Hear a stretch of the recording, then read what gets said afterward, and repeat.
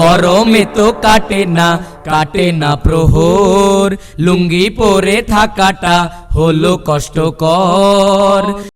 দোস্ত আজকে প্রচুর গরম পড়তেছে রে। অনেক তাপ বন্ধু, সূর্যের অনেক তাপ, গরমে প্রাণ যায় অবস্থা। কি করি বলতো? চল সামনে গিয়ে একটা টিউবওয়েল আছে, ওইখানে মুখে একটু পানি মারি, ভালো লাগবে। চল চল। হ্যাঁ সামনে চল।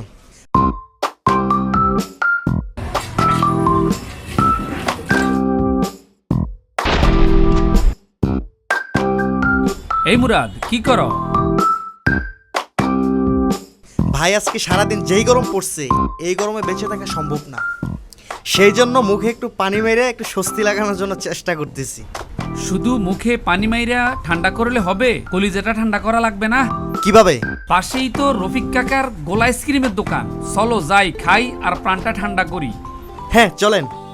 প্রচণ্ড গরমে আমরা এমনিতেই অস্থির, তাই কোথাও না গিয়ে চলে গেলাম ফেনী স্টেডিয়ামের উত্তর গেইটে রফিক কাকার গোলা আইসক্রিমের দোকানে। এই যে আমরা এসে পড়ছি।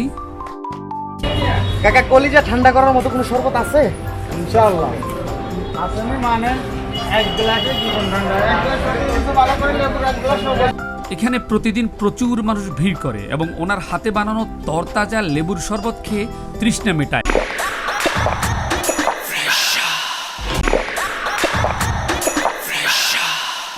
লাচ্ছি খেয়ে প্রাণ জোগায়। আমার কলজা ঠান্ডা হয়ে গেছে। আপনারা যদি ঠান্ডা হইতে চান তাহলে রফিকের দোকানে আসুন। যদি আপনি আরেকটু ভালো কিছু খাইতে চান তাহলে আমি সাজেস্ট করব রফিক ভাইয়ের চমৎকার এই গোলা আইসক্রিম। আপনি যদি আগুন থেকেও বাইর হন এবং এক চুমুক মুখে দেন তাহলে আপনার সমস্ত শরীর অনেকটাই বরফে পরিণত হয়ে যাবে। চলেন দেখে আসি কিভাবে রফিক ভাই গোলার আইসক্রিম তৈরি করে। প্রথমে তিনি এই যন্ত্রের সাহায্যে বরফের টুকরোগুলোকে গুঁড়ো করেন, এরপর সেগুলোকে একটি পাত্রে রাখেন।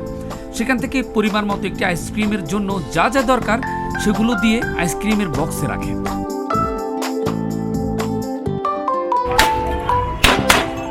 তারপর প্রয়োজন মতো স্বাদ বাড়ানোর জন্য প্রয়োজনীয় উপাদানগুলো তিনি সেখানে দেন।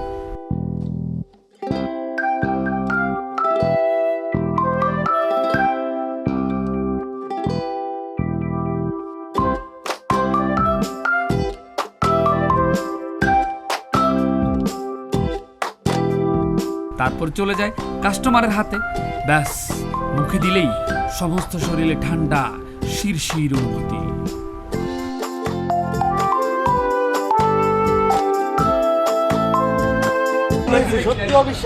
উনি একদম অত্যন্ত যত্নের সাথে নিজের মতো করে পরিষ্কার পরিচ্ছন্নতার সাথে লেবুর শরবত, লাচ্ছি এবং গোলা আইসক্রিম তৈরি করেন, পরিবেশন করেন। অতিরিক্ত গরমে প্রাণের স্বস্তি ফিরে পেতে আপনিও ট্রাই করতে পারেন রফিক ভাইয়ের গোলার আইসক্রিম। গরম বাড়লেই এখানে লোকের ভিড় বাড়ে, সবাই প্রাণ ভরে খায় রফিক ভাইয়ের হাতে তৈরি এই ঠান্ডা আইটেমগুলো। রফিক ভাই রয়েছেন ফেনী জেলা স্টেডিয়ামের উত্তর পাশের গেইটে। আপনাদের প্রয়োজনে এই নাম্বারে যোগাযোগ করতে পারেন।